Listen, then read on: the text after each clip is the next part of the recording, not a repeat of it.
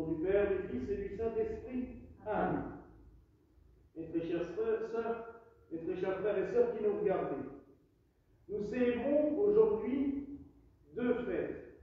Il fallait donc en choisir une des deux. C'est la très sainte Vierge Marie auxiliatrice, donc notre secours permanent. Mais comme nous avons déjà amplement célébré la Vierge Marie en ce mois de mai, j'ai choisi de prendre la deuxième sainte du jour pour deux raisons. Sainte Sarah, la patronne des Gitans.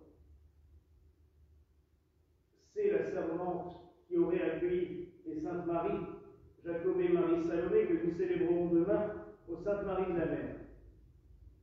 Deux raisons, parce que déjà nous avons des paroissiens de cette communauté, et deuxièmement, pour la petite June, qui est venue ici implorer sa guérison. Elle a 6 ans, elle est venue implorer sa guérison devant Saint-Joseph, et aujourd'hui, à l'heure même où je célèbre cette messe, elle est aux Saintes Marie de la Mer, et avec la statue de Sainte Sarah, elle a été emmenée dans les eaux pour y recevoir la guérison.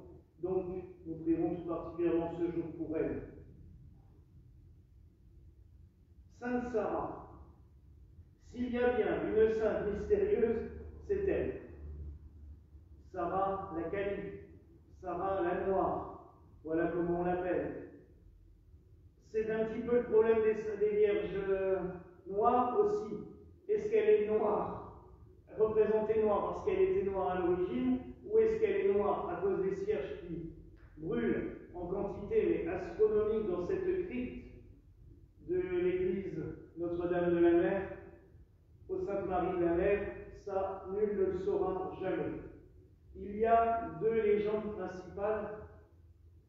Soit Sarah était de ce peuple gitan, ou de ce peuple du vent, comme on l'appelle aussi, et c'est elle qui, sur cette plage de Camargue, aurait accueilli ce bateau où il n'y avait pas que les Saintes Marie de la Mer, puisqu'il y avait, d'après la tradition, Lazare, Marthe, Marie-Madeleine, Sidoine et tant d'autres disciples du Christ qui ont été jetés sur un bateau et envoyés en exil loin d'Israël, car on ne voulait plus, après la Pentecôte, de tous ces proches du Christ. Les disciples, enfin les apôtres, ça passait encore, mais là, c'était des amis proches du Christ, voire certains membres de sa famille, et on ne voulait pas de ce qu'on appelle de la sainte parenté. Donc on les a mis sur un bateau et on les a envoyés loin. D'autres disent que Sarah était la servante des Saintes Marie Jacobée et Marie Salomé, et donc elle les a accompagnés sur le bateau. Et ils en font une jeune femme d'origine égyptienne, qui donnerait sa couleur aussi un peu plus sombre. Les Camarguais penchent plutôt pour une fille du coin qui aurait accueilli, pour montrer l'accueil proverbial des gens de Provence vis-à-vis des autres. Les Gitans voient même encore un mystère bien plus grand. Fille de Marie-Madeleine, on ne sait pas exactement. En tous les cas, Sainte Sarah est un grand mystère, mais il faut reconnaître que depuis presque 1500 ans, elle est vénérée avec une ferveur extraordinaire. Dans cette crypte des Saintes Marie de la Mer, avec un culte qui n'est pas du tout réglementé, qui n'est pas autorisé, qui n'est pas codifié par l'Église, puisque l'Église n'a jamais vraiment reconnu sa sainteté, même s'il y a des prières en son honneur, il y a des rituels de prière en son honneur, l'Église n'a jamais reconnu officiellement la canonisation de Sainte Sarah. D'ailleurs, aujourd'hui, aux Saintes Marie de la Mer, dans l'Église n'a eu lieu qu'officiellement la descente des chasses, c'est-à-dire que les reliquaires de Sainte Marie Jacobée et Marie Salomé qui sont suspendus dans les airs au-dessus du maître-autel dans la chapelle haute pendant toute l'année sont descendus jusque dans l'église. Elles sont exposées sur l'autel jusqu'à demain s'asseoir, mais il n'y a pas d'autre forme de culte. En revanche, dès que la chasse est descendue, dès que l'office de prière est terminé, on laisse les gitans entrer dans la crypte, chercher la statue de Sainte Sarah et la porter sur un brancard jusqu'à la mer, où elle rentre dans les eaux avec toute la foule qui rentre dans la mer. C'est ce qui est en train de se passer à l'heure actuelle. C'est une dévotion populaire. Mais pourquoi rejeter cette sainte et pas tous les autres saints populaires qui existent dans le monde et dont on n'a pas beaucoup plus de preuves d'existence non plus? Il faut reconnaître que Saint Georges, Sainte Catherine d'Alexandrie, Sainte Philomène, on a très peu d'informations et pourtant c'est des saints populaires que même l'Église catholique est en train de remettre au bout du jour après les avoir enlevés de son calendrier pendant plus de 40 ans. Donc, je pense qu'il faut prier avec ferveur Sainte Sarah et, personnellement, les nombreuses fois on a été au Sainte-Marie de la Mer, on est toujours descendu, après avoir prié les saintes Marie Jacobée et Marie Salomé dans l'église, on est toujours descendu dans la crypte pour la vénérer et lui faire brûler les cierges, histoire qu'il y ait encore un peu plus de fumée dans cette crypte, qui est très basse et donc très enfumée, où il fait une moyenne de 40-50 degrés, parce que il fait toujours extrêmement chaud, c'est impressionnant. Il peut faire froid dehors, parce qu'on a déjà été en période plus hivernale, on rentre dans la crypte, c'est une chaleur caniculaire. Mais peut-être c'est tout simplement la chaleur de la ferveur de ceux qui se tournent vers elle, car il faut bien reconnaître que le peuple gitan a une ferveur très particulière, et dans tous les sanctuaires où ils viennent en pèlerinage, c'est toujours extrêmement impressionnant. Il n'y a pas besoin d'aller loin, il suffit d'aller à Notre-Dame-de-Marienthal.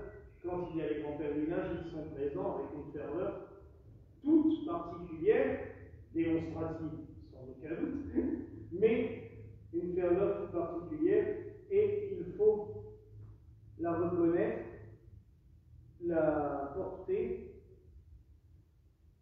Et je pense surtout que si, depuis 1500 ans, ce peuple la vénère avec une si grande ferveur, ce n'est pas pour rien. C'est que le Seigneur de là-haut exauce leurs prières.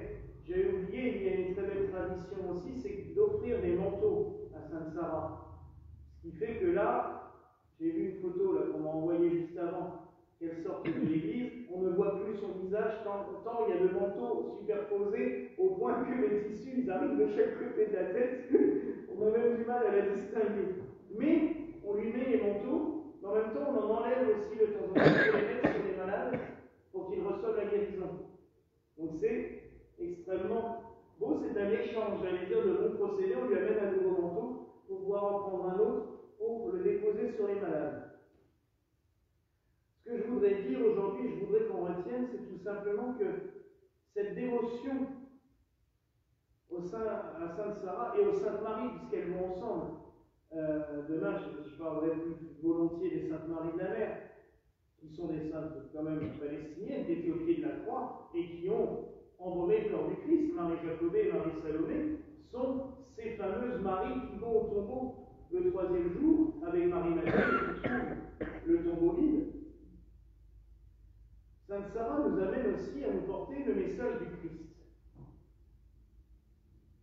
Et nous montrer aussi que, comme je l'ai déjà dit à plusieurs reprises, le Christ s'adresse à tout le monde, partout. Il ne reste pas caché, lui. Il ne va pas s'enfermer. Le message du Christ est universel. Et il va falloir quand même que certains se le mettent enfin dans la tête. Parce que le message du Christ n'est pas limité à telle église, ou à telle communauté, ou à tel machin. Non. Tout le monde peut recevoir le message d'amour du Christ. Et là, avec Sainte Sarah, nous en avons une preuve exceptionnelle, car d'où qu'elle vienne, je dirais même, on s'en fout d'où elle vient. Le principe, c'est qu'elle amène des gens vers Dieu. Et tous les ans, aujourd'hui, ils sont quand même 40 000 au Sainte-Marie à prier.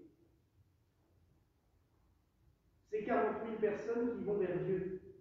Et c'est ça le principal. Ils y sont pendant presque une semaine, et pendant une semaine, la parole de Dieu va leur être donnée. Par les prêtres, leurs aumôniers, par les prêtres des Saintes Marie de la Mer, mais le message va se transmettre.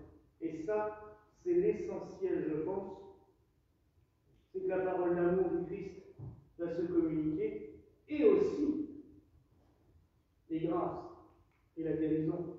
Car s'il y a tant de pèlerins, c'est qu'il y a des miracles. Un lieu où il n'y a pas de miracle, il n'y a pas de pèlerin. Les gens ne vont pas.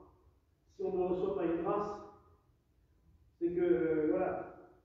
Alors mes frères et mes sœurs qui nous regardez, parce que je sais que certains justement sont de Sainte-Marie, mais qui nous regardent aussi, et nous, ici présents, prions et invoquons Sainte Sarah aujourd'hui, pour tous ceux qui la prient, pour tous ceux qui la supplient, pour tous ceux qui ont fait le déplacement jusqu'au Sainte-Marie pour se mettre sous sa protection. Et nous prierons encore tout particulièrement pendant l'offertoire, je le rappellerai aussi, pour la petite Jules, afin qu'elle reçoive sa guérison, car elle souffre énormément. Sa maladie est très grave et elle a besoin des prières de toutes et tous. Alors que Sainte Sarah se joigne à Saint Joseph pour travailler ensemble, pour bosser ensemble pour qu'elle obtienne la guérison et que les médecins sachent comment la soigner. Voilà la grâce toute particulière que nous demandons ce jour au nom du Père, du Fils et du Saint-Esprit. Amen.